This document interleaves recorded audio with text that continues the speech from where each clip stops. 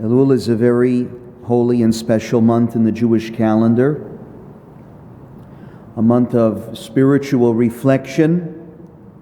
We think about our interactions with others, our relationship with God.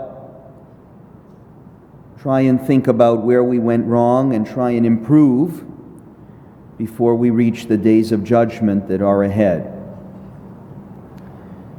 Thinking about failures and evaluating moral mistakes of the past, I want to delve into the first law of our Torah portion this morning. Parashat Ki Teitzei opens up with the law that is called Eshet Yefat Toar, the beautiful captive woman. And it outlines the procedure by which a soldier who desires to marry a woman taken captive from the enemy during the war may marry her. It is a law that certainly disturbs the modern moral conscience. You raze and plunder a city, you kill everybody, then you find a beautiful woman, and without even asking her consent, it's a procedure for how a Jewish soldier can marry her. How can the Torah approve, condone such behavior? The Talmud famously comments in reference to this law, Lo dibra Torah ela keneged yetzer hara. The Torah justified this whole law because it speaks to the evil inclination. In other words, the Torah recognized that unless it established a protocol by which the soldier may marry the captive woman that he desires, the soldier would likely succumb to his evil inclination and take her in a forbidden fashion. And so, the Torah provides a permissible way for him to satisfy his lust. Permissible, but controlled. But this explanation, too, ought to leave us still feeling unsatisfied. First of all, since when does the Torah make exceptions to prohibitions because of human weakness? It's not like the Torah says you can eat bacon cheeseburgers, but only on Tuesdays, right? But also, by Jewish law, soldiers had to be of high moral character. The Mishnah says that explicitly. A soldier who was sinful was not permitted to go to war. You had to have a good record. So it's one thing for the Torah to be lenient with someone who has a bad record, but why be lenient and bend the rules for somebody who is righteous? To this question, the late Rabbi of Tolna, Rabbi Yochanan Twersky, who actually lived in Montreal after the war, he answered something that I think is brilliant. He said, people who are soldiers, even if they're righteous in many other areas of life, they tend to think, especially after they just won a war, that they're really above the law and superior to everybody else. That's what happens to you when people celebrate you as the hero. You just conquered a city. You're in a position of great power. You're feeling invincible. Under those circumstances, a soldier can be particularly prone to the kind of arrogance that under normal circumstances would blind him to his own vulnerabilities. So the Torah reminds him, You're still a human being. You are still held accountable. You have needs and urges and evil inclinations that can take you in the wrong direction. So be humble. Remember, you're not above the law. I've been thinking about this interpretation, that of the Rabbi of Tolna, watching what has been going on in Afghanistan in the past couple of weeks. Here is the U.S. Army, the most powerful army in the world, the most powerful army the world has ever known, retreating from a pathetic joke of a disorganized country and basically admitting defeat. And no surprise, you have the Taliban, who are some of the most despicable people in the world, rushing in to fill the void that was left behind. It's not just the withdrawal and its consequences that are scandalous. It's that for years now, American military and political leadership was being dishonest with the American people, dishonest about the war's motives, dishonest even about the way the war was conducted. Americans were sold, and we were sold too, on a phony idea that you can export democracy through a temporary military occupation, and surely it will stick. Behind the questionable logic of this idea, I would submit, is a bit of a hint of what the Rabbi of Tolna was talking about. Power that easily morphs into arrogance and stupidity. Instead of strategy, we responded to people's inclinations that led us in the wrong direction.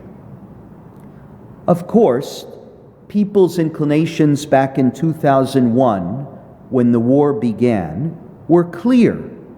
Afghanistan was an immensely popular war at the outset. After all, what could go wrong? We are fighting with F-16 jets and multi-billion-dollar military equipment. They're fighting with a bunch of rifles on their backs. We're strong. They're weak. Not only that, but they launched the first attack. So we have moral justification behind our cause too. But wars should not be determined or justified by popular inclination alone. When popular opinion is what matters most, then it not only serves to initiate wars, but also to motivate or dissuade continual involvement. Do we want generals and soldiers using surveys to make strategic decisions? Sadly, the world lost interest in Afghanistan. The war did not become about strategic objectives. It became politicized.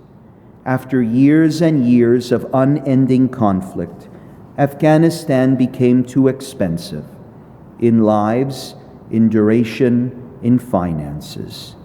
Canadians had enough of it 10 years ago, and some 70% of the American public supported the withdrawal before they saw what happened in the past couple of weeks.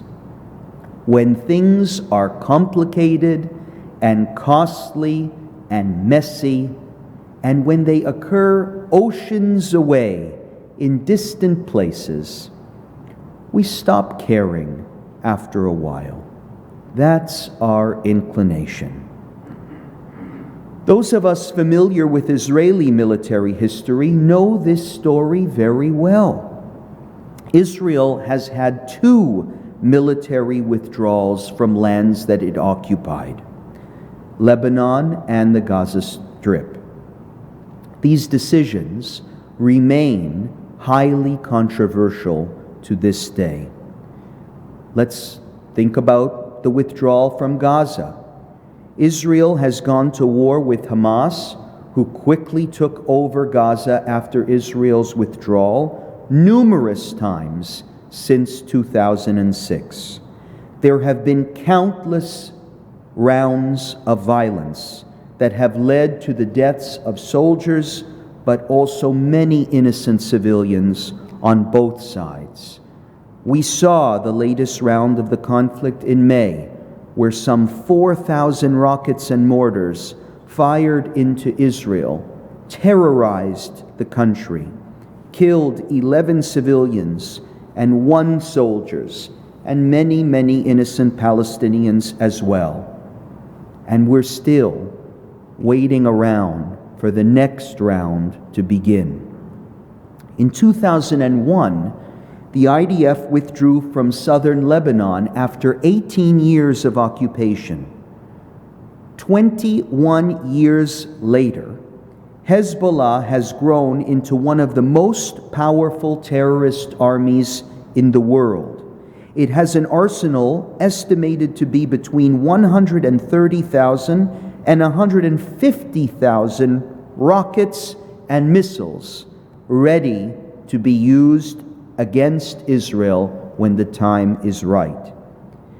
Its soldiers, Hezbollah soldiers, have fought in Syria. They are behind much of the military skirmishes that we've seen there in the past couple of years. They've also, by the way, Hezbollah, trained militias in Iraq and Yemen. They're causing trouble all over the Middle East. And Hezbollah is a central part of the Lebanese social and political framework. Makes it almost impossible to dislodge Hezbollah from Lebanon's civilian infrastructure. Of course, we don't know what the alternative would have looked like. But don't tell me that these withdrawals were successful. Successful, that would have meant that the terrorist threats posed by Gaza and Lebanon were neutralized. That didn't happen. In the 20 years since September 11th, the United States has spent more than $2 trillion in the war in Afghanistan. There have been 2,500 U.S. military deaths, nearly 4,000 more U.S. civilian contractors killed. That pales besides the estimated 69,000 Afghan military police, 47,000 civilian Afghanis killed, and 51,000 dead opposition fighters. Those are big numbers. And the cost so far to care for the 20,000 U.S. casualties has been $300 billion, with another $500 billion or so expected to come. What is the result of this bloodshed? The result of this investment? Not only has the terrorist threat in Afghanistan not been neutralized, some say it is now significantly greater. The Afghan people have been abandoned. The Taliban will continue to offer safe harbor to terrorists and extremists within their borders. The people will have lost all of their rights and freedoms, and whatever investments in progress that have been made in the past 2 decades. And the women of Afghanistan will be sent back to the Middle Ages, prisoners once again of the mullahs and the burqas that dominate them. And the most serious consequence of all of this, I would say, is the message that has been sent out to freedom-seeking people all over the world. The message that says, don't waste your time fighting for freedom. Even if you have a victory, it will be momentary. We're not in it for the long haul.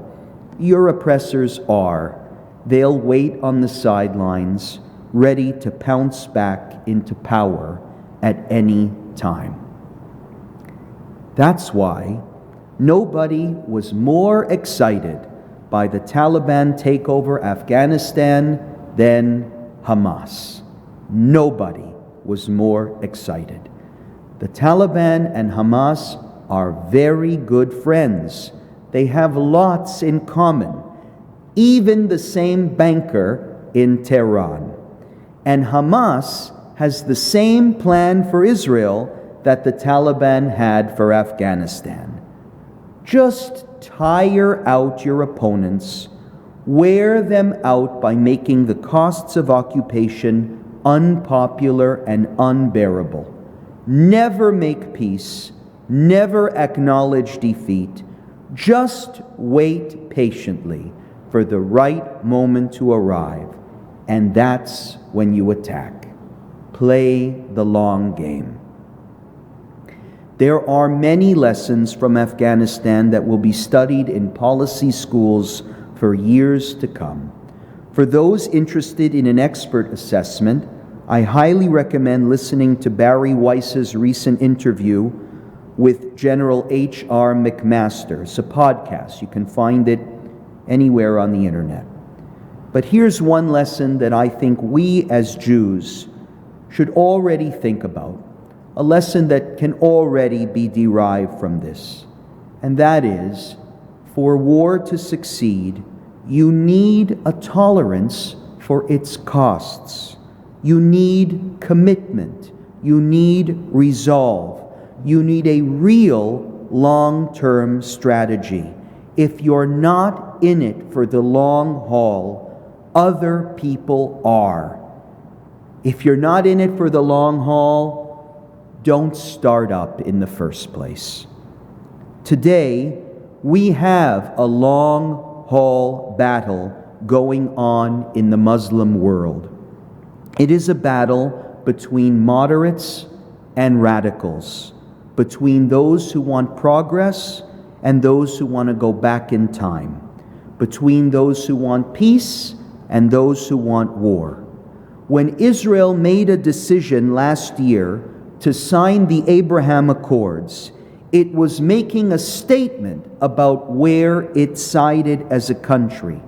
Israel sided with the vision of a new Middle East, one built on shared prosperity and increasing freedom. The international community barely noticed these agreements, barely noticed them. The press hardly covered them. But when Israel decides that it will not negotiate with Hamas, that it will not reward terrorism and radicalism, that it will protect its citizens by launching counterattacks, that the whole world and every newspaper notices. We need friends on the progressive left to understand the nature of today's conflict and its inherent biases. If you're a person who calls yourself progressive, then get on the side of progress. Do not be brainwashed by an ignorant ideology that blames all the world's ills on colonialism and its legacy. An arrogant, stupid ideology that says that the powerful are always wrong and the weak are always right. It's nonsense. If you believe in human rights, then get on the side of human rights, whether it's in your own backyard or whether it's an ocean away. I hope progressives are paying close attention to the mess that has now been left behind in Afghanistan. That's what happens when our fight is not against evil, but against some definition of American imperialism that has to come to an end. I hope progressives are watching, because I have not heard a peep from them Have you? I haven't heard anything from Ben and Jerry's. I haven't heard anything from Rashida Tlaib. I haven't heard anything from Ilhan Omar and Jagmeet Singh too, who's dead quiet. I wonder if anybody is home. They and others who jump at every opportunity to criticize Israel for maintaining its occupation in Judea and Samaria, an occupation that Israel has sought to withdraw from several times. These experts in foreign policy and military operations and counterterrorism, these people who think that time-lined withdrawals are the answer, who cannot see terrorism and evil and murder for what it is, that don't see any relationship between the Taliban and Hamas and the evil people who brought down 2 towers that we all saw fall on live television with our own eyes. It is your arrogance that is now responsible for a nightmare that will befall 40 million Afghans that you promised to secure.